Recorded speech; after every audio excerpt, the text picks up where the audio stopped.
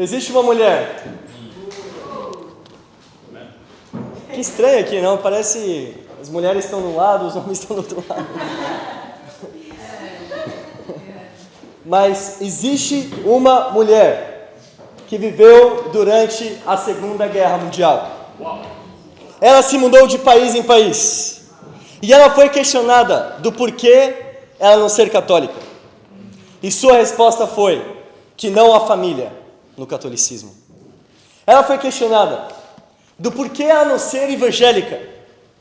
E sua resposta foi porque não há profundidade bíblica em igrejas evangélicas. E aos 93 anos de idade, ela tomou a decisão de ser batizada e se tornar uma discípula de Jesus. O nome dela é a nossa vozinha Charlotte, amém? E está aqui hoje com a gente. E o que ela disse para mim na semana passada foi: todos os domingos eu oro para que Deus me dê mais uma semana de vida e eu possa estar no culto de novo, ver meus irmãos e minhas irmãs.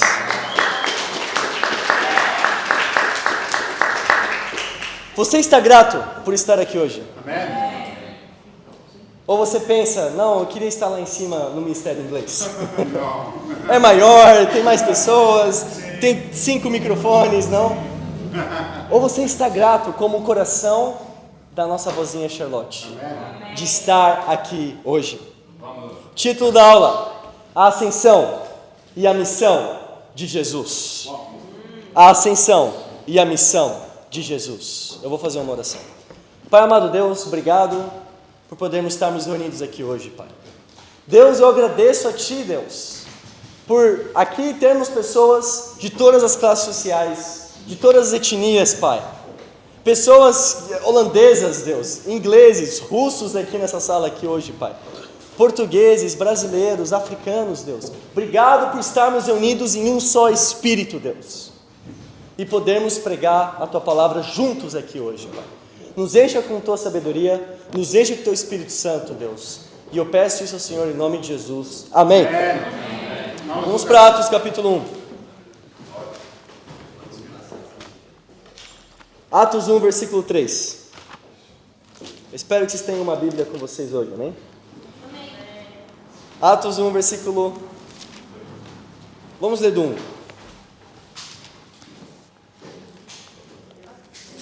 Atos 1, versículo 1, a Bíblia diz: em meu livro anterior, Teófilo.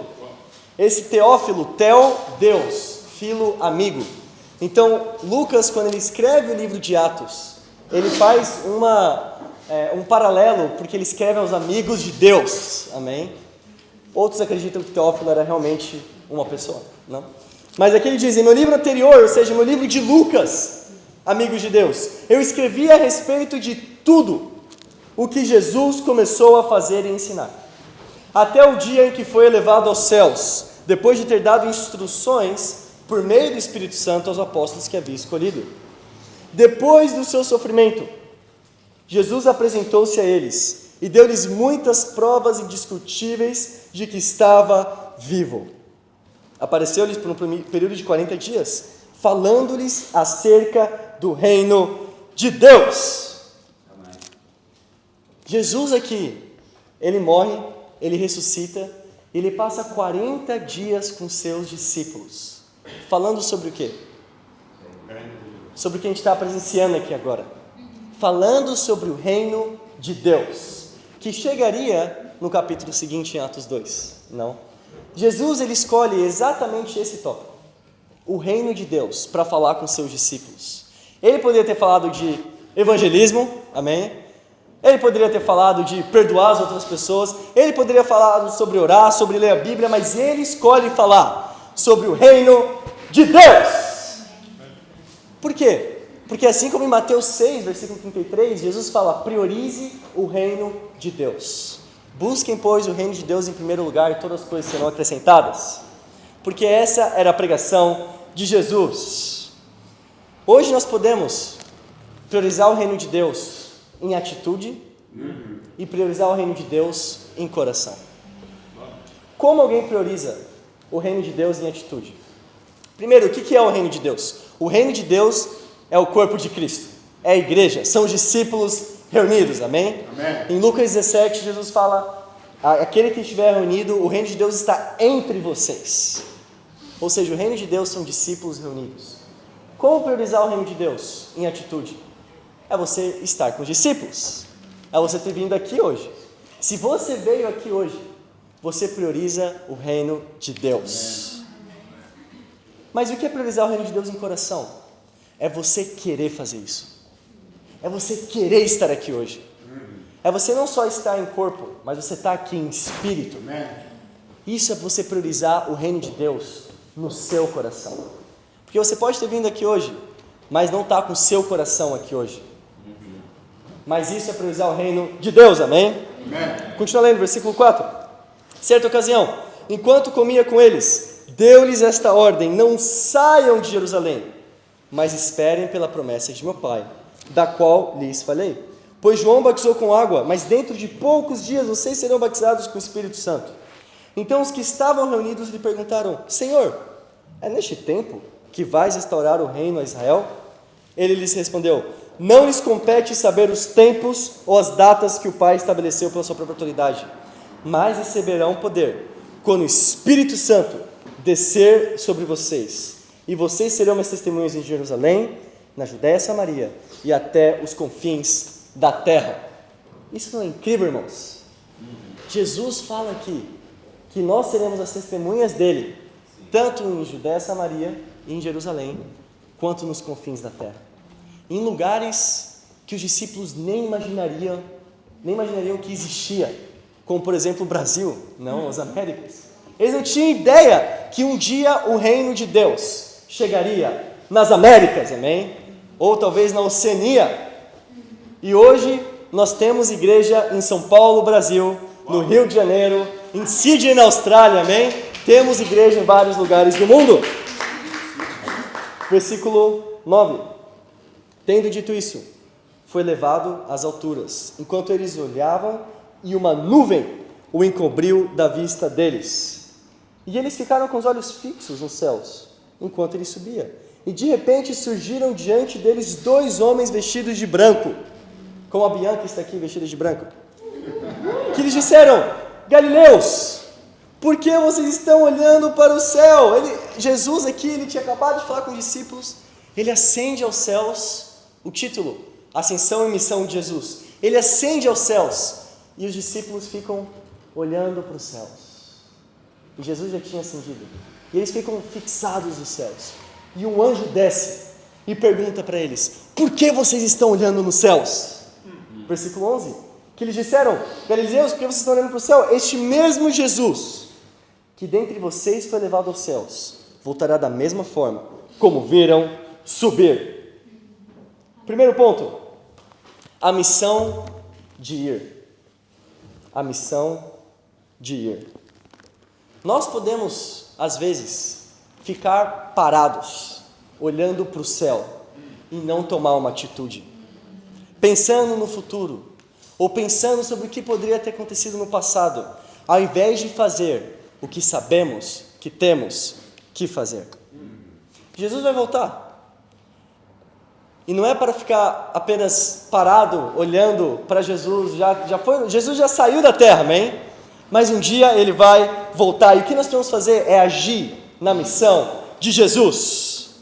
O Espírito Santo fala talvez para você compartilhar com aquela pessoa que você vê na rua, que você precisa compartilhar, e você fica como os discípulos aqui, você fica parado, olhando para os céus, meditando, e tem algo que fala: não vá compartilhar com essa pessoa. Ou às vezes quando você acorda de manhã e você sabe que tem que orar e ler a Bíblia, mas você fica, assim como os discípulos aqui, parado. E talvez pensando até em Jesus, mas não age, não toma atitudes. Talvez aí no seu WhatsApp hoje você tenha 100 contatos de pessoas que aceitariam estudar a Bíblia ainda hoje. Mas talvez nós ficamos o quê? Parados, esperando que alguma coisa aconteça. Os discípulos estavam aqui, olhando para o céu, esperando que talvez um raio caísse e alguma coisa acontecesse, mas nada aconteceu. E o anjo veio e falou: vocês, e repreende eles, vocês não devem ficar parados, vão e façam alguma coisa, amém? Jesus não morreu numa cruz para você ficar pensando sobre a morte dele no sofá da sua casa. Ele não morreu para você ficar parado, mas para você pregar a palavra de Deus. E eu, irmãos, demorei mais ou menos 2 anos estudando a Bíblia para poder entender isso. Eu fiquei parado por muito tempo. Quando estudaram a Bíblia comigo, começaram a estudar comigo, eu não tomei as decisões de me tornar um discípulo, e eu vi pessoas que vieram depois de mim serem batizadas antes de mim, porque eu estava lá, parado, olhando para o céu, olhando para o nada, porque eu não queria tomar nenhuma atitude. Mas pela graça de Deus, em 2017, eu fui batizado, amém? Em Mateus 18, 28, do 18 ao 20, Jesus deixa claro, vão e façam discípulos. E não fica parado, mas é o verbo ir no imperativo. Vão e façam discípulos. E não fique parado, como você vê na rua às vezes os testemunhos de Jeová, não ficam parados ali com um caderninho, olhando para você. Não, você vai e prega a palavra de Deus na rua, amém? Você vai e convida alguém para estudar a Bíblia e traz ela para o reino de Deus. Não evangelize como um testemunho de Jeová, evangelize como Jesus, amém? Como Jesus evangelizava? Ele ia até as pessoas. Tem pessoas, eu já ouvi isso muito já, que falam, nossa, eu sou alguém muito espiritual e pela a minha vida, as pessoas vão vir até mim e vão querer conhecer mais sobre Jesus Cristo. Então eu vou ficar ali parado, talvez na sala de aula, no trabalho, fazer o que eu tenho que fazer, eu não preciso falar de Jesus, só as pessoas vão verem as minhas atitudes, elas vão saber que eu sou um cristão e elas vão se atrair pelas minhas energias espirituais. Você já ouviu alguém falando isso? Já, mas não é isso que a Bíblia ensina. Pedro pregava a palavra de Deus para as pessoas na rua. Jesus chamava, ele tirava os discípulos dele da rua e pregava a palavra de Deus para eles, amém? Porque é isso que um discípulo faz. Um discípulo, ele é ativo e não passivo. Um discípulo, ele faz acontecer. E ser religioso, muitas vezes, é dar justificativas espirituais para você não fazer o que é espiritual. Isso é ser religioso, muitas vezes. Ser religioso é estarmos aqui no culto hoje com uma cara assim, sem tomar notas. Não somos religiosos aqui, amém? Vocês estão comigo? Não sou eu que estou pregando aqui, vocês estão pregando aqui também para mim, amém? Vamos, Lucas. Ser religioso é dar justificativas espirituais. Então, talvez, nessa escritura aqui, eles deram talvez uma justificativa espiritual. Nossa, nós estamos olhando para o céu que Jesus já passou. E queriam ser espiritual, mas não estavam fazendo coisas espirituais. Olha lá em Salmo 119, versículo 23.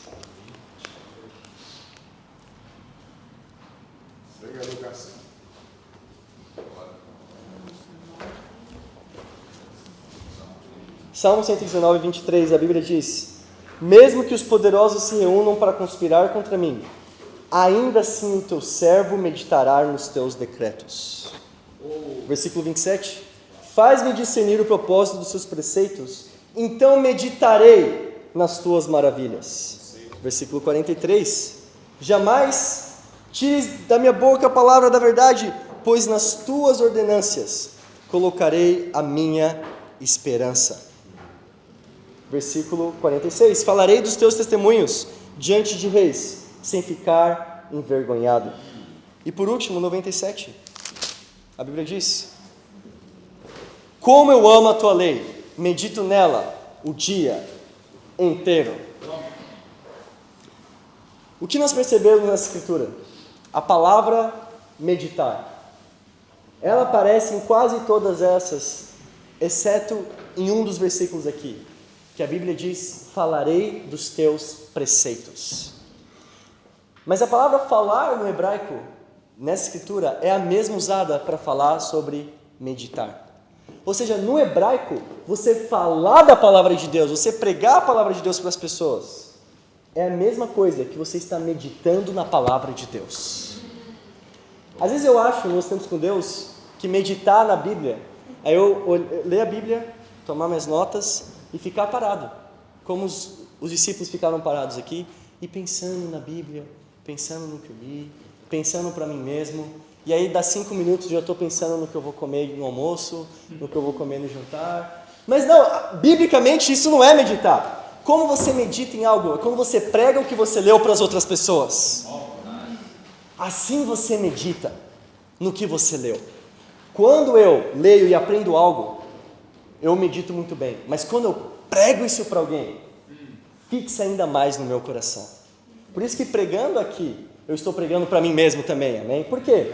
Porque eu medito na palavra de Deus.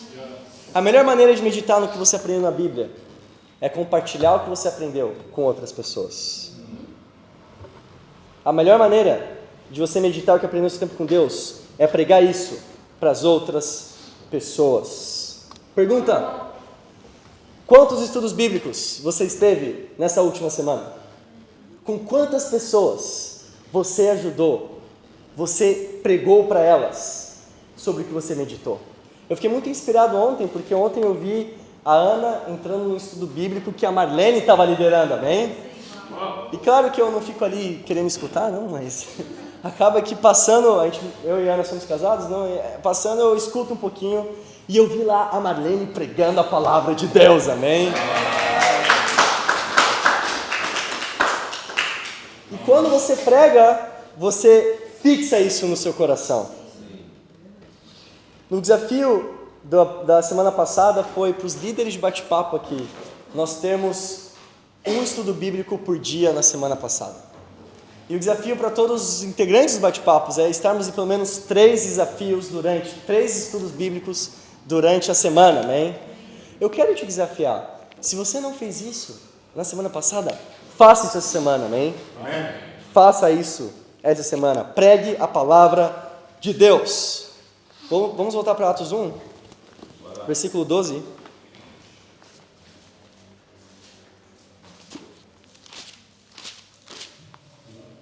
Atos 1, 12, a Bíblia diz: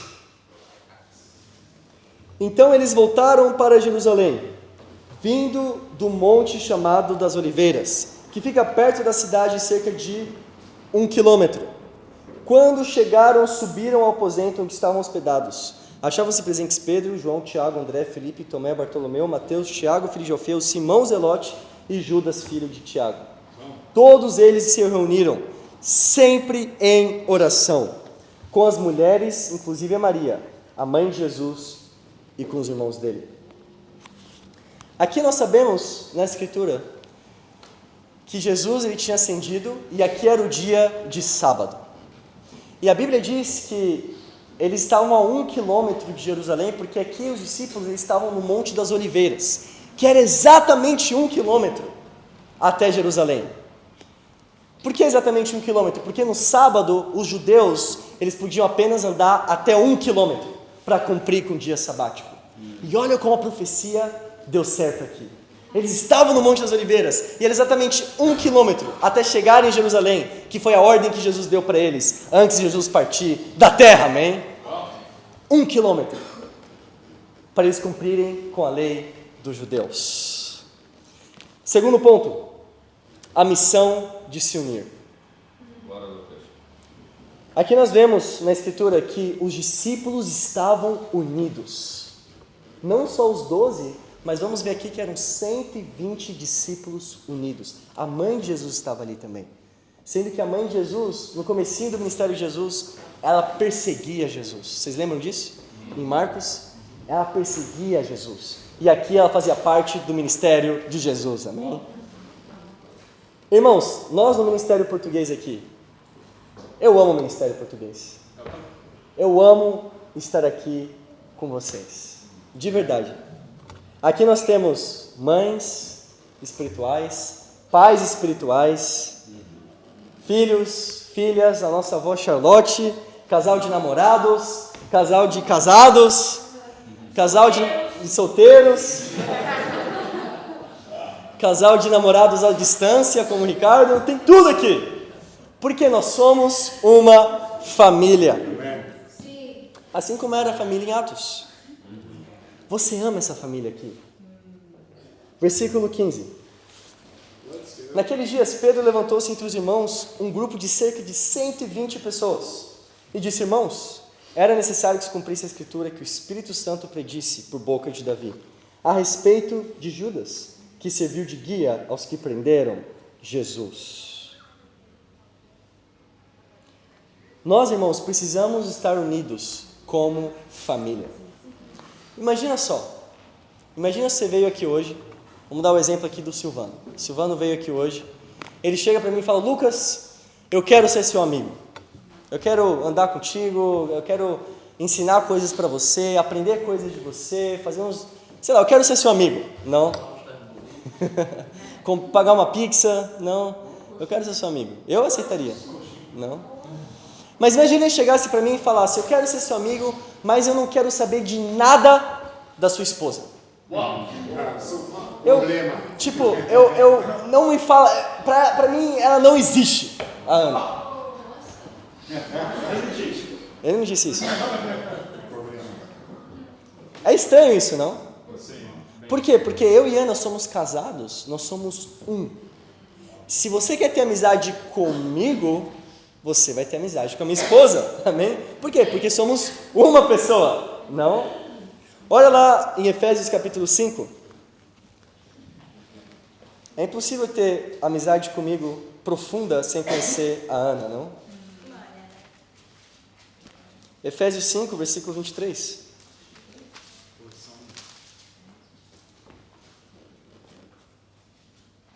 A Bíblia diz: pois o marido é o cabeça da mulher, como também Cristo é o cabeça da igreja, que é o seu corpo, do qual ele é o Salvador.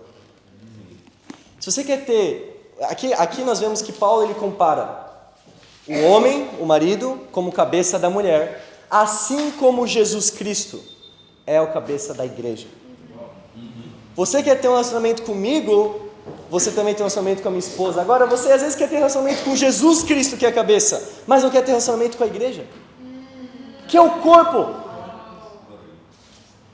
Se você se diz hoje alguém que ama Jesus, você também está com a igreja.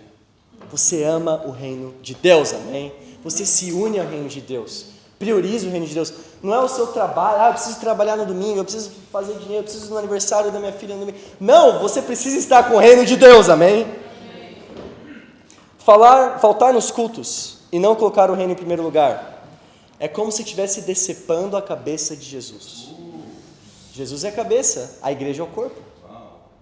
Não priorizar o reino é como, eu quero ter um relacionamento com Jesus, mas eu não quero saber da igreja.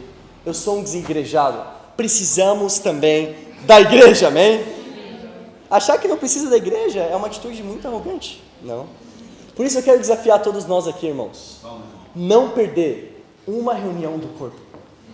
Nas quartas-feiras eu quero estar com os homens, amém? Na reunião de homens. As mulheres, na reunião das mulheres. Nas sextas-feiras eu quero estar no devocional universitário, ainda que eu não sou mais universitário, não?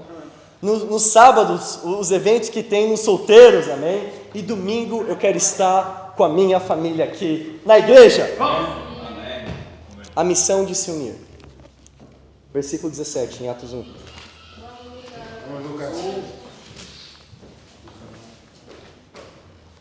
Atos 1, 17. Hoje vamos ler todo o capítulo de Atos 1, amém?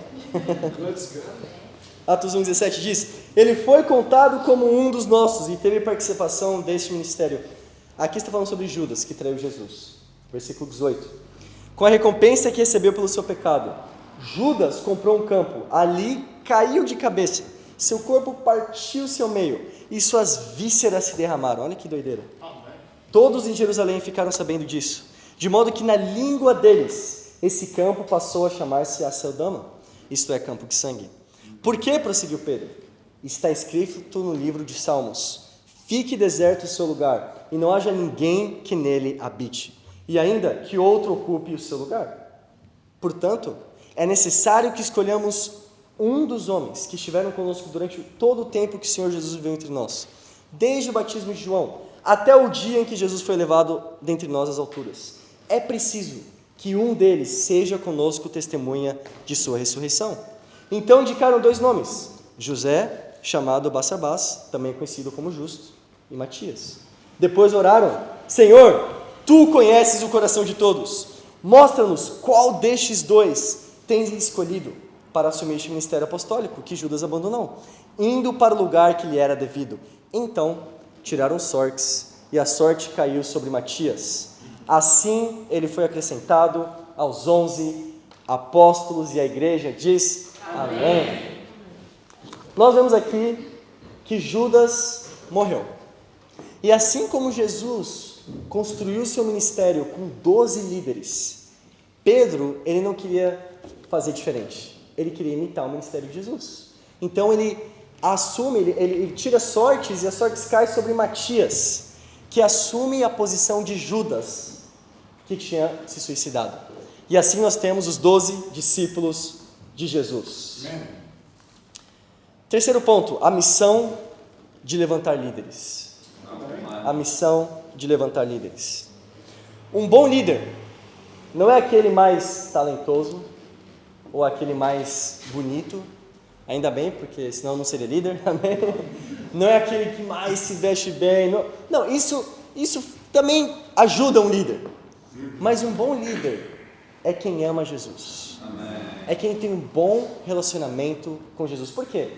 Nessa escritura nós vemos o seguinte: Matias, ele foi levantado para substituir Judas, não porque ele era o mais bonito entre eles, ou porque ele falava, 5 idiomas, não. Matias foi levantado líder porque ele andou com Jesus. Líderes andam com Jesus. E para quem não sabe, eu, Ana, Michael, a Maria que está no Amsterdã, a Gina, a Ellen, o Ken, todos nós vamos para Portugal no mês que vem, amém?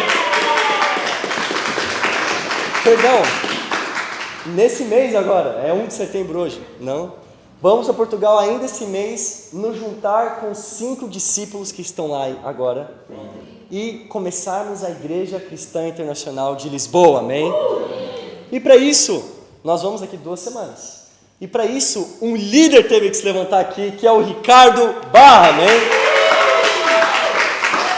E eu tenho a missão de anunciar a vocês que Ricardo irá liderar o ministério português em Londres, juntamente com a namorada dele que está vindo da Polônia esse mês ainda, amém? A Sandra. E claro, assim como que tiveram que substituir Judas por Matias, tiveram que substituir eu pelo Ricardo, amém? Mas eu não me matei, não? Eu estou vivo.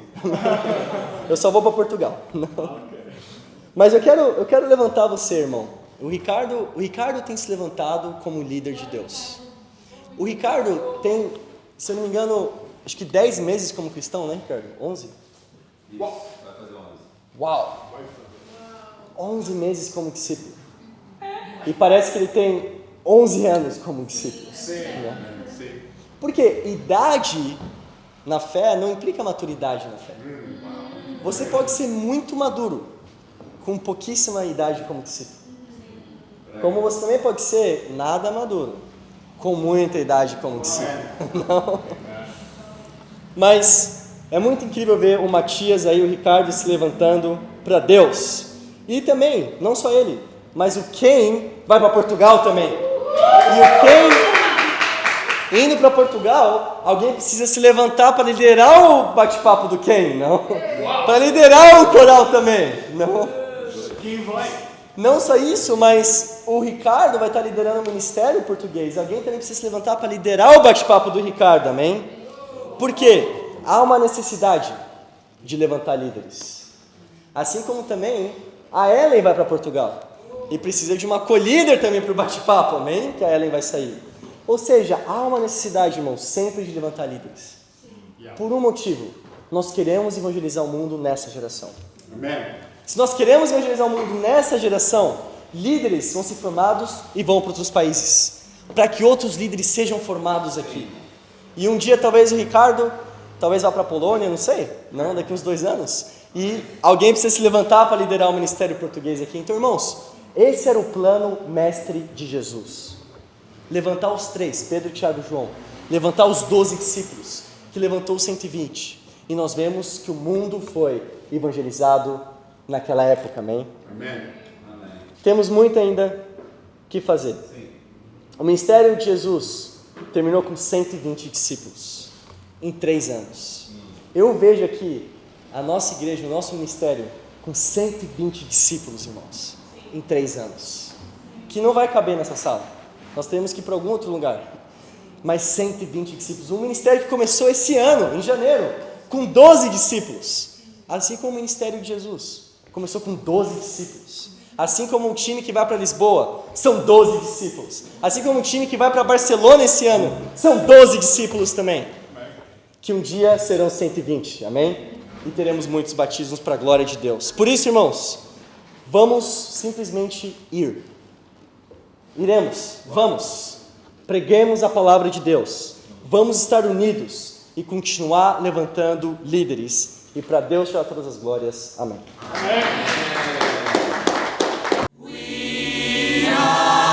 Running the race, sharing our faith, telling the world about the baby Yahusha. We are running the race, sharing our faith, telling the world about the baby Yahusha. We are running the race, sharing our faith, telling the world about the baby Yahusha. Running the race, sharing our faith.